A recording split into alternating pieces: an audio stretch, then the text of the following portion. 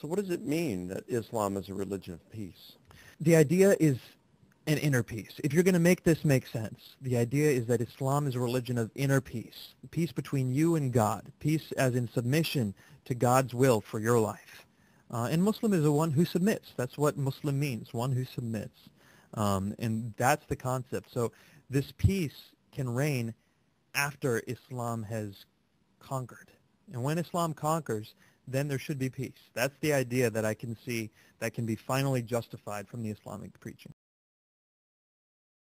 Well, what about the Muslims here in North America who are saying, we condemn these terrorist acts.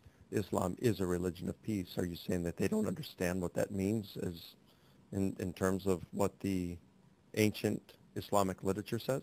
Yes, because the verses they'll quote, for example, are La ikraha fid dini. There is no compulsion in religion. That's chapter 2, verse 256, which Ibn Kathir, the greatest commentator of the Quran, says was abrogated by the verse of the sword.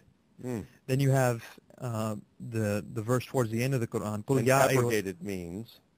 Abrogated means no longer applies. Okay. There's a concept of abrogation in Islam where some things were revealed to Muhammad, some verses of the Quran were revealed, or some teachings were revealed to Muhammad, which he later took back and said, well, now God is teaching this. Those first teachings were abrogated. And so there is this doctrine of abrogation in Islam. Okay. So he says the peaceful verse was abrogated. That in terms of living peacefully, Muslims living peacefully with non-believers, that's how it started off. But those texts, those revelations of the Quran have been abrogated. They are no longer in effect. And now if you're going to be a good Muslim, you cannot live at peace with non-believers. Is that correct? Partially. Now, if you read the Quran carefully, you follow the way the commentators have framed things, and even the Grand Mufti of the mosque in Saudi Arabia, he would say this. They would all say this. They would say, when you're living in such an area that you cannot fight successfully, then live at peace. If you can successfully fight and hold your ground, then fight. And there's a four-step process here. When is it okay to fight? When can you fight? When must you fight? It's a four-step process. But if you would be on the losing side by fighting, then you must live at peace. And if you'd be winning, then you can fight. When you have Muslims slowly become a majority in a region, all of a sudden their actions change. Now, before last year, Muslims were generally very peaceful in the UK. They were growing to a larger percentage of the population, generally peaceful. At the turn of this year being 2009, so in January of 2009, we had riots break out in London, and people storming the streets of London saying, "Death to the Jews, put them back in the ovens, Hitler was right."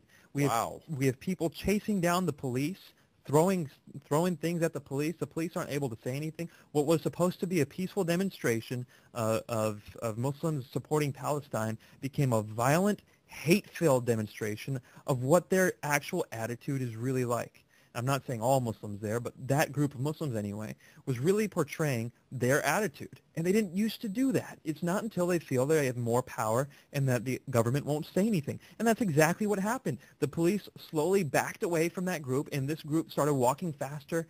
That's chasing the police. The police started walking away faster. The people started chasing them faster. Soon the police are running top speed from this mob of Muslims, and the Muslims are cursing them in English and Arabic, what have you. Showing what's really going on in their hearts. And so that is what's going to happen here. I put that down in the books, ladies and gentlemen. It's 2009 right now. Sometime in the near future, Muslims, when they gain a greater foothold in the United States, will start doing the same thing. And it's not necessarily because they're lying and being deceptive now, but when more of them come and more of this sentiment, this pro-Muslim, pro-Islamic sentiment comes into play, they're going to want to become violent. It's what Islam teaches. I was at a festival in a public street of Dearborn, and I went to a booth which was handing out pamphlets saying Islam is a religion of peace. And in that pamphlet was a quotation. And this quotation is one that upsets me extremely. It was actually quoted a few days ago, Mike, at CNN. On CNN, someone quoted this to show Islam is a religion of peace. The quotation reads, "If you were to kill one person, then it would be as if you killed the entire world. And if you were to save the life of one person, it would be as if you saved the entire world." And a person will take this quotation from the Quran and say, look, the Quran is teaching not to kill anyone. It's a religion of peace. The context of this verse is extremely important. This was being revealed to the Israelites, to the Jews, as a command to the Jews. And then the very next verse after this says, if anyone commits mischief in the land against Allah or his messenger, then crucify him. Or execute him, or cut off his opposite hands and feet, or what have you. Punish them with physical punishments. That is the statement that's being told to the Muslims, and for the Muslims to enact upon people. That's in the verse that comes right after? The very next verse. Oh, that's amazing. But they don't quote that in the pamphlet. They don't quote it on CNN, and it bothers me, Mike. And so I was there, I received the pamphlet, and I went to the booth, and the booth was inviting questions to be asked. It says, Islam, got questions, get answers. And so I went there to ask them a question at the booth about peace and violence, and how can you justify this kind of a statement in light of the verse of the sword, as Ibn Kathir calls it, which says, fight those who believe not in Allah from among the people of the book until they pay the jizya, or the non-Muslim tax, with willing submission and feel themselves subdued. In other words, this passage tells Muslims to fight Jews and Christians until they pay Muslims a tax and feel humiliated. So how can you defend this? So within 15 minutes, Mike, my ministry partner David and I, and our camerawoman Mary Jo, who has her own ministry, Confident Christianity, the three of us were surrounded by security guards and being assaulted and battered. They were hitting us. They're hitting our cameras. They're pushing us out of this festival.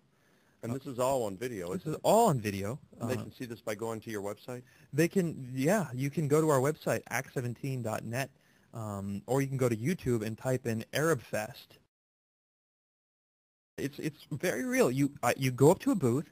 You ask them about peace and violence in Islam, and you get your answer.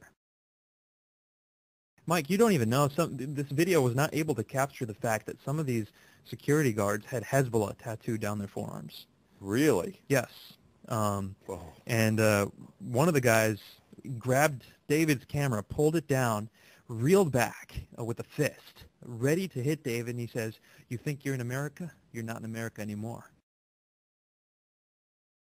Now notice, nothing was said to condemn the actions of the Muslims. They're the ones hitting. They're the ones pushing. They're the ones being violent.